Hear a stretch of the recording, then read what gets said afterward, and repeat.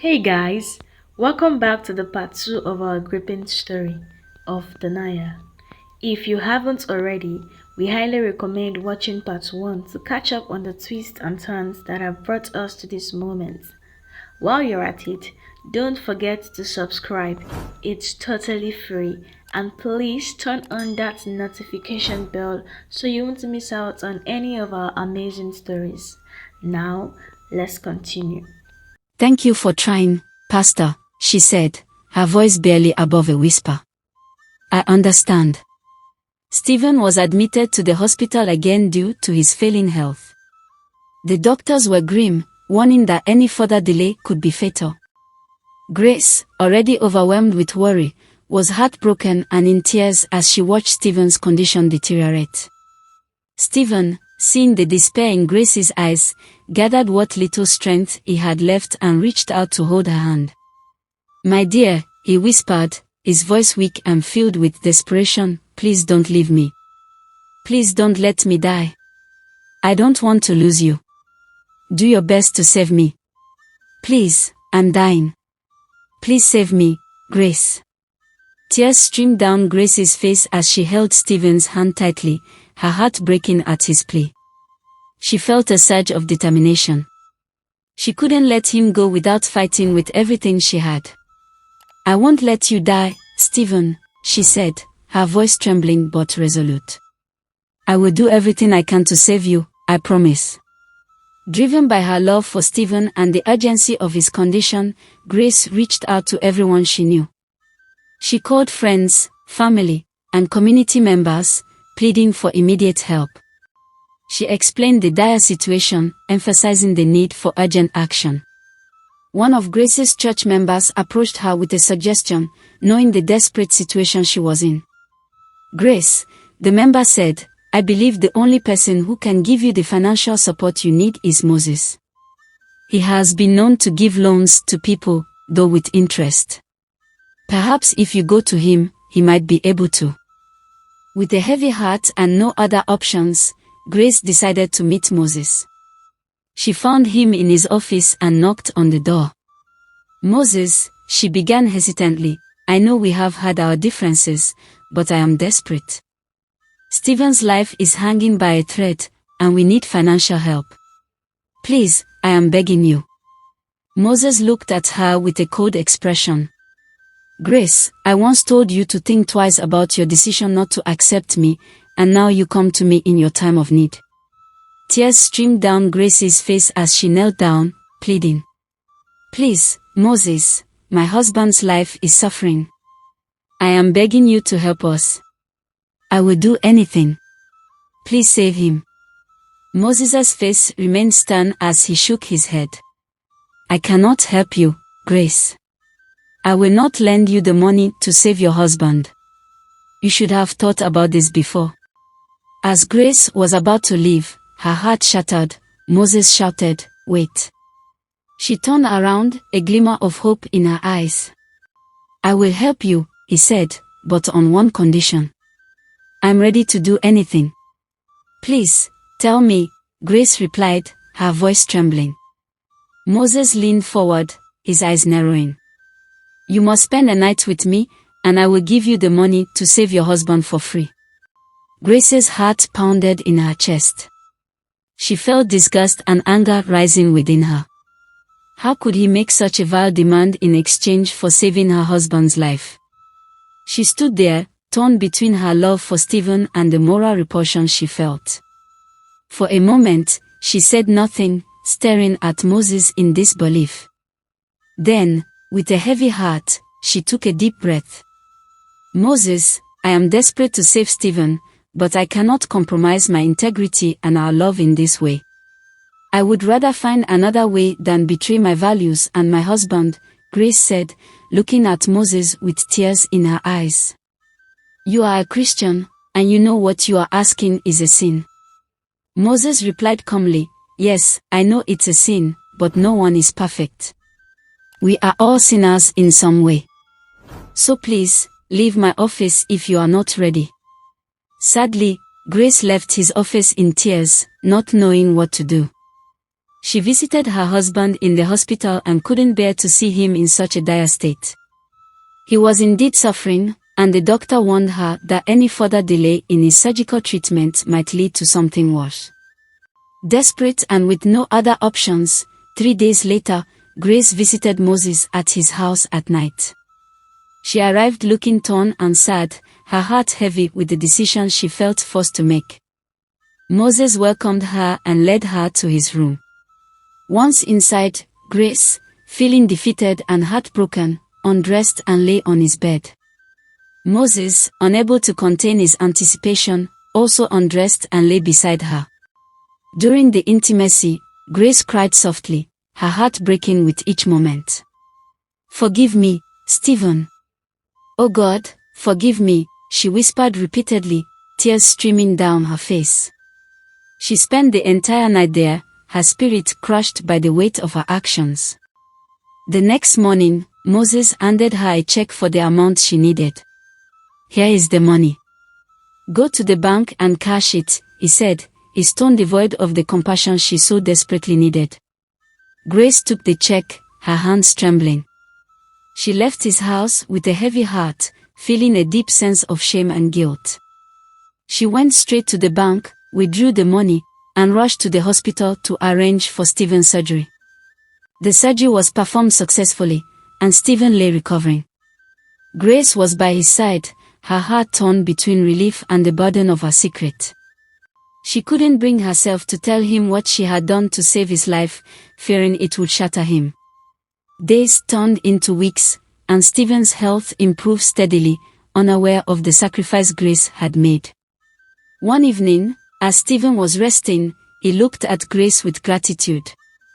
"You saved my life, Grace. I don't know how to thank you enough. Your love and strength have given me a second chance." Grace forced a smile, her heart aching. "I'm just glad you're getting better, Stephen. That's all that matters." Despite the successful surgery and Stephen's improving health, Grace struggled with her guilt and the secret she carried. She knew she needed to find a way to come to terms with what had happened and seek forgiveness for herself. In the months that followed, Grace sought solace in prayer and counseling, trying to heal from the emotional wounds. She dedicated herself to caring for Stephen and rebuilding her sense of self-worth. She also found strength in her faith, trusting that God would help her find peace. Stephen, unaware of the full extent of Grace's sacrifice, remained grateful for the love and support he received. Their journey was fraught with challenges, but they faced them together, their bond growing stronger with each passing day. One day, Moses confronted Grace again, this time with a chilling demand. "Grace, I want you to visit me again tonight," he said, his voice low and menacing. Grace felt a wave of fear and disgust. "No, I can't do that," she replied, her voice trembling. Moses' eyes narrowed. "Don't forget how you managed to save your husband. If you refuse, I'll make sure everyone knows how you cheated on him to pay for his treatment. It's either you accept another visit or I tell everyone your secret." Grace's heart pounded in her chest.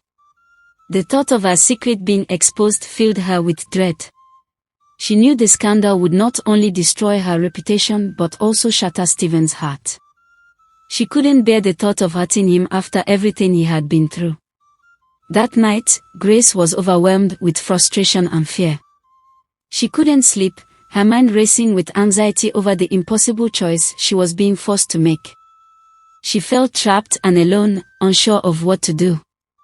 Grace realized that Moses' demands would never end and that if she agreed to his terms, he would continue to exploit and threaten her. Determined to put an end to this nightmare, she decided to tell Stephen the truth, no matter the consequences. One evening, Grace sat by Stephen's bedside, her heart heavy with the burden she was about to unload. "Stephen, I need to tell you something very important," she began, her voice trembling. Stephen looked at her with concern. "What is it?" Taking a deep breath, Grace recounted everything, how she had managed to pay for his surgery, Moses' vile proposition, and the night she had spent with him to save Stephen's life. As she spoke, tears streamed down her face. Stephen's expression changed from confusion to shock and then to anger. You did what?" he shouted, his voice shaking with fury. "You slept with him. You betrayed me." Grace tried to explain, her voice pleading. "Stephen, I did it to save your life. I had no other choice. Please try to understand." But Stephen was too hurt and angry to listen. "You are a prostitute, Grace. I'm sure you were seeing him even before we got married. He was interested in you, and you probably accepted his advances long ago. Now you're telling me this." "No, Stephen, it's not like that," Grace cried. "I love you, and I did this for you. Please believe me." But Stephen couldn't forgive her. "I can't stay with someone who betrayed me like this," he said coldly. "I want a divorce. Go back to your parents. I can't look at you anymore." Heartbroken and emotionally shattered, Grace returned to her parents' home, carrying the weight of Stephen's anger and her own guilt. Her parents welcomed her back, but they could see the deep pain in her eyes. Days turned into weeks, and Grace struggled to cope with the trauma she felt, feeling abandoned and misunderstood. Her love for Stephen and her desperate actions had led to her deepest sorrow. Her parents tried to comfort her, but the emotional scars ran deep. Grace stopped going to church after everything that had happened. The emotional trauma and shame were too much for her to bear. Stephen also ceased attending, feeling betrayed by both Grace and the church. He was too afraid to confront Moses, who was influential and wealthy. Instead, Stephen kept his feelings bottled up, cutting off all contact with Grace. He blocked her calls and messages, choosing to forget the sacrifice she made to save his life. Grace, left alone with her guilt and sorrow, struggled to forgive herself. She cried every day, feeling lost and abandoned. The weight of her actions and the subsequent rejection by Stephen left her deeply depressed. One day, while out in the market, Grace ran into Moses. He approached her with a smug expression. "Grace, I heard your husband has divorced you despite the sacrifice you made for him. Didn't I tell you that you would regret this?" Grace forced a smile, masking her inner turmoil. "Humans are not like pillows that you can always sleep on," she replied, trying to maintain her dignity. Moses smirked. "I'm always available anytime you want to see me." Later, Grace confided in her friend, sharing the depth of her sorrow and the betrayal she felt from both Moses and Stephen. "I will never forget the pain Mr. Moses has put me through and the betrayal from Stephen," she said, tears streaming down her face. One night, Grace received a call from Moses. He requested to meet her overnight as he had before. Torn and desperate, Grace felt she had no choice.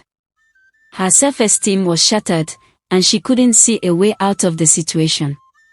Hesitantly, she agreed to meet him. Determined to put an end to Moses' manipulations once and for all, Grace told him she would visit him in 4 days' time at night, instructing him not to call her again as she would come on her own. Now that she was no longer married, she saw this as a chance to resolve everything on her own terms. 4 days later, as promised, Grace went to Moses' house late at night. She made sure to be discreet, avoiding anyone who might see her. When she arrived, Moses welcomed her with a smug smile, not suspecting what was about to happen. "Good to see you, Grace," Moses said, leading her inside. "Would you like a drink?" "Yes, please," Grace replied, her voice steady despite the turmoil inside her. As Moses turned his back to prepare the drink, Grace reached into her bag and pulled out a knife. Her heart pounded as she approached him silently. When he turned around, she lunged at him, stabbing him multiple times. Moses gasped and fell to the ground, his lifeblood pooling around him. Grace stood over his body, breathing heavily, watching until he stopped moving. She then left the scene, slipping back into the night. The next morning, news of Moses' death spread rapidly across the village. The police quickly launched an investigation to uncover the truth behind the brutal murder. Grace's best friend, who knew about her grudge against Moses, went to the police and shared her suspicions. "I think Grace might have killed Mr. Moses," she told them. "She confided in me about what he did to her." 3 days later, Grace was called to the police station for interrogation. She claimed she had nothing to do with Moses' death, but the details she provided were inconsistent. Her nervousness and discrepancies in her story raised the officers' suspicions. After further questioning, the police found enough inconsistencies in Grace's account to arrest her.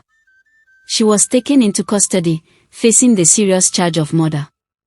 In the days that followed, the village was abuzz with rumors and speculation.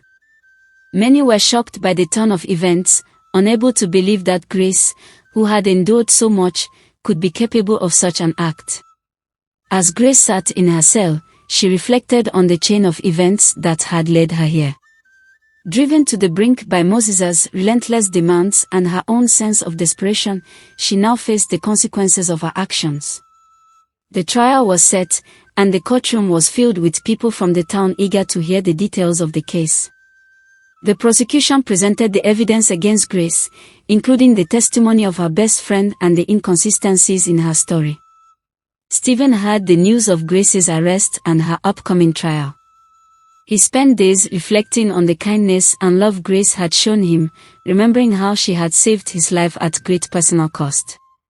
Realizing the depth of her sacrifice and the terrible mistake he had made by divorcing her, guilt consumed him. He understood that he would have been dead if not for Grace's actions and questioned why he hadn't forgiven her. Unable to bear the thought of Grace going to jail because of him, Stephen made a difficult decision. On the day of the trial, he left his house and rushed to the courtroom, determined to set things right. As the trial commenced, Stephen entered the courtroom, his face pale and eyes filled with determination. He requested permission to speak, and the judge, sensing the urgency in his demeanor, agreed. Stephen stood before the court, his voice trembling but resolute. "Your Honor, I need to confess something. Grace did not kill Moses. I did. When I found out that he had forced her to sleep with him, I couldn't forgive him. I went to his house secretly and killed him. My wife is innocent. She doesn't deserve to be jailed while I walk freely. I am the one behind the crime." Gasps filled the courtroom, and tears streamed down the faces of those present. Grace, her parents, and their friends were all crying, overwhelmed by the revelation. The judge called for order in the courtroom and listened carefully to Stephen's confession. After a moment of silence, he spoke. "Stephen, your confession is a serious matter. Do you understand the consequences of your actions and the gravity of this admission?" Stephen nodded, tears in his eyes. "Yes, Your Honor. I understand. I couldn't let Grace suffer for something she didn't do." The judge then ordered Stephen to be taken into custody. The courtroom was filled with a mix of relief and sorrow. Grace was overwhelmed with emotion, both for her husband's sacrifice and the pain they had both endured. As Stephen was led away by the police, Grace rushed to him, her tears flowing freely. "Stephen, why did you do this?" she cried. Stephen looked at her with a sad smile. "Because I love you, Grace. I couldn't let you take the blame for something you didn't do. I'm sorry for everything." Grace embraced Stephen once again, tears streaming down her face. "But I did it, Stephen. I killed him," she confessed, her voice shaking with emotion. Stephen looked at her, his own eyes filled with regret. "Yes, and it's because I acted foolishly," he replied. "I should have remembered the sacrifice you made for me. I didn't, so I deserve this punishment more than you. Please forgive me for not forgiving you earlier." Grace held him tighter, their tears mingling. "Stephen, I never wanted any of this to happen. I just wanted to save you." "I know," Stephen whispered. "And I'm sorry for everything. I hope you find a man who will love you more than I ever could and have children with him. You deserve happiness. Stephen was jailed for the murder of Moses, and Grace was released. The weight of their story left a profound impact on everyone who heard it. Their story serves as a reminder of the complexities of human behavior and the lengths to which people will go for the ones they love.